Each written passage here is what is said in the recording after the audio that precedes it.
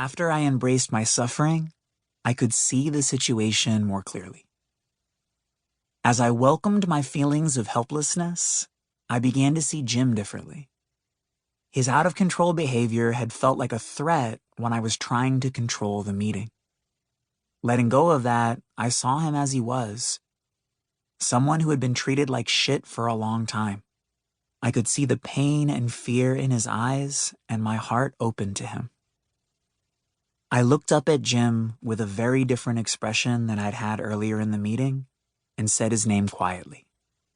I said, "I don't know about anybody else, but I'm glad you care so deeply about making the world better and about being treated with respect. Whatever we do here, I want us to make sure it starts with making the world better and making sure Jim and the drummers are fully respected." Everyone else in the meeting nodded anxiously and looked at Jim. He smiled, and his face resembled that of a scared child, but he nodded too. The tone of the meeting changed, and a week later, we had an agreement that the drummers would play for 2 hours a day at the park and then march around the city for the rest of the day. 3 approaches to conflict.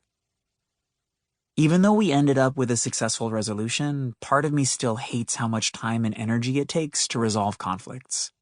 It's a voice in me that sounds like this: if people weren't so stupid and mean, we could focus on making the world better instead of wasting so much time talking about their bullshit.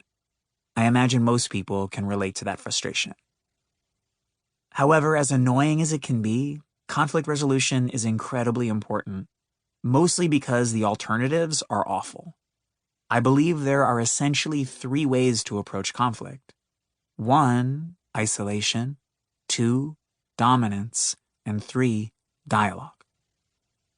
There will never be a relationship that's conflict-free, so when shit comes up, our first option is to leave.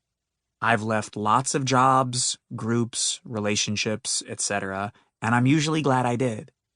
However, if it's the only thing we know how to do in response to conflict, we're going to end up pretty isolated.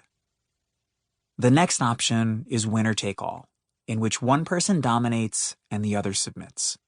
Sometimes there's a fight to determine who wins, and sometimes people just fall into their roles, always dominating or always submitting. Either way, handling conflict like this usually means that the winner's needs matter and the losers don't. The third and messiest option is dialogue, in which we approach a conflict with a commitment that everyone's needs will matter. We might not be able to figure out how to meet everyone's needs perfectly, but we'll try. For me, the defining feature of dialogue is that, at its best, everyone is on the same side.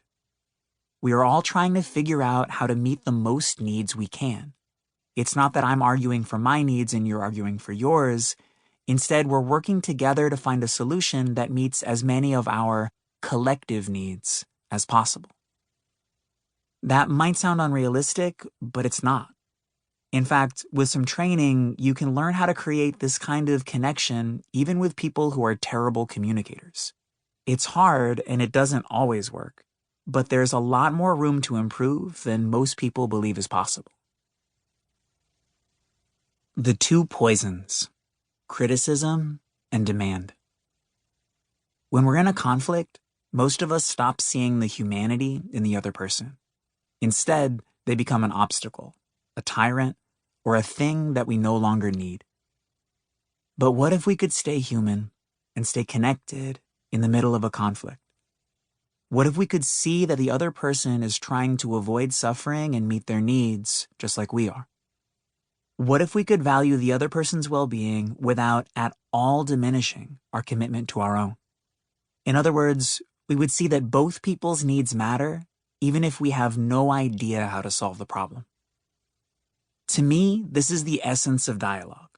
We won't always meet everyone's needs, and we can't solve every problem. However, we can approach conflicts so everyone's needs matter. Therefore, the real goal in conflict is for all sides to value each person's needs equally. If I feel like you value my needs as much as you value yours, then I can tolerate the likely possibility that my needs won't get met perfectly. However, there are 2